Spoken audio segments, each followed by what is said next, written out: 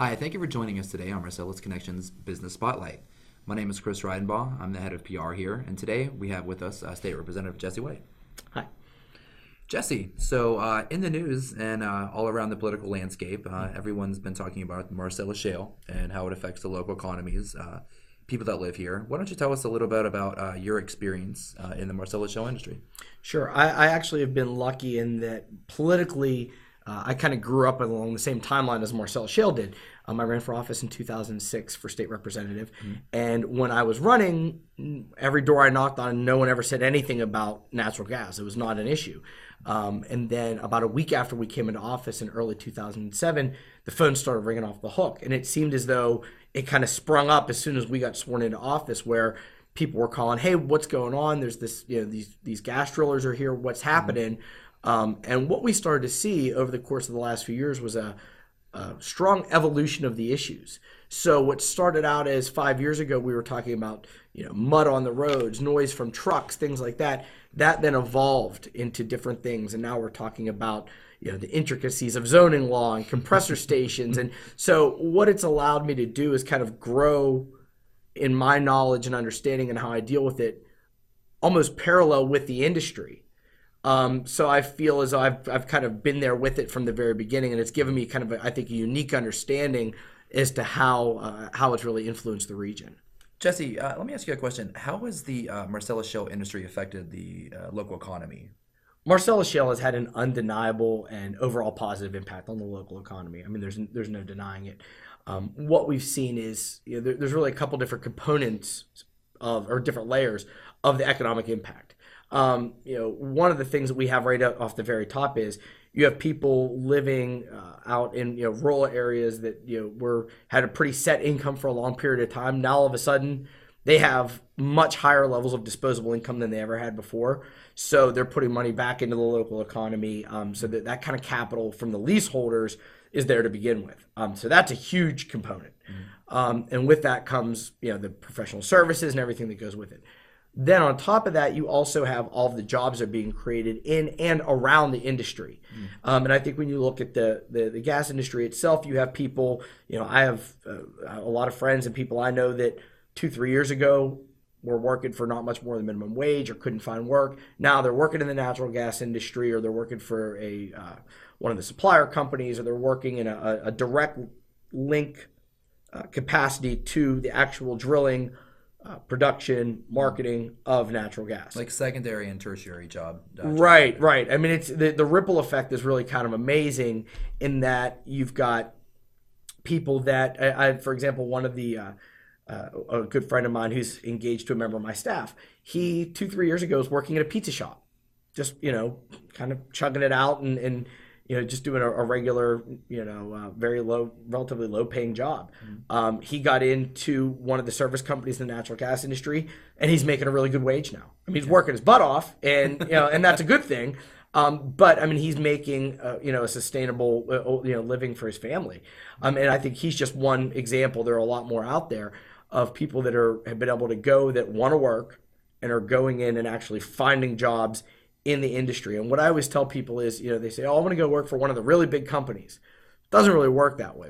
Unless have special technical skills or something that they're looking for, what you typically see is you go work for one of the service companies, and it's almost like the farm system for the big companies. So they go and you show you're willing to work hard and show up, and your reputation within the industry builds, and you rise up. So pretty much paying your dues. Exactly. And one of the big things that we found, and not a lot of people are really talking about it, but I'm involved with the Southwestern PA Literacy Council. I'm on their board, and one of the things that we found is in seeing how can we get people placed in the industry. There were two big things that are stopping people from being hired in Pennsylvania.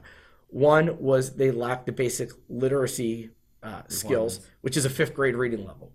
And unfortunately, there are people out there that don't have it. And two is they can't pass a drug test. So what we're saying, we're making that really clear now when we're going into the high schools and saying, hey, you don't want to go to college, but you want to work and you want to go into this industry, that's great. But realize you better be able to read, and you better be able to pass a drug test. And as long as you can do those two things and you're willing to work, you're going to find work. So that's kind of the direct industry economical impact. But what we've also seen is as the ripple extends out further, we've seen a lot of service industry pop up around it, which is, the hospitality industry, the hotels, the restaurants, the bars, all that stuff, places where, there'd be a little bar out in Avella somewhere that, used to have just a few regulars. Now it's booming. Yep. And there's specialty drinks being named after, the Fractini and all this different kinds of things. So, local businesses grabbed onto it and grabbed onto that clientele to make sure those workers are spending their dollars locally, which is good. Which means then more, waitresses, bartenders, more, the suppliers are getting more orders. So it has a really good ripple effect on that, on the supply chain. And then the other segment that we've seen is kind of like what we're sitting here doing today, which is companies that have kind of popped up and said, okay, we know this is going on. How can we connect people, bring them together?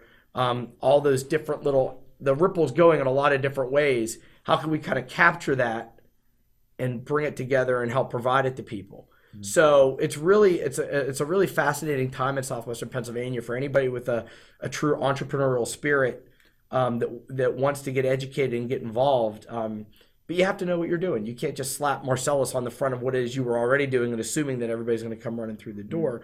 And I think that what we've seen over the last couple of years is the cream starting to rise to the top, and you're seeing who's really, going to be players in this kind of new industry around, and who's just, would like to think they are. And that's interesting that you mentioned, about the literacy, the drug screening and things like that, because some of the people that we've had on the show prior have also mentioned that their hardest time is not graduating students. They can graduate students without a problem. Mm-hmm. Right now, CDL drivers, there aren't enough of them. Right. You cannot find enough people to drive the trucks that are necessary for the industry. Now, to get the CDL license is a different thing, because there are requirements that you have to get that. So I'm definitely glad to hear that you're putting forth that effort, because any money and anything that can help enhance the lives of younger kids and younger adults, especially in Southwestern Pennsylvania, is something that we like to hear too. Yeah, and we've really made it an effort to do a lot of outreach to the schools, to the high schools, through like some of the VOTEX Western area Career Technology Center has been fantastic, and really kind of grabbing this from the very beginning and cultivating a very good Marcellus program.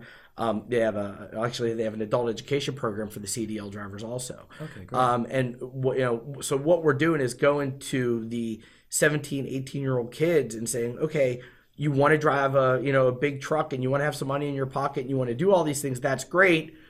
Don't be stupid now. Mm-hmm. Think a couple years down the road. I can't tell you how many people have called my office and said, I want to get a CDL, but I can't because I did, I got a DUI when a couple years ago, or I had a drug problem, drug possession charge or something. And it's always the same thing. I was 19, I was 20, I was stupid. Now I'm 25 and I'm getting serious. And in some cases, unfortunately, that damage can be, have some long-lasting consequences. So we want to show that to kids and say, if you're serious about wanting to do something, don't be stupid now. Do it on the front end and not have to worry about it on the back end.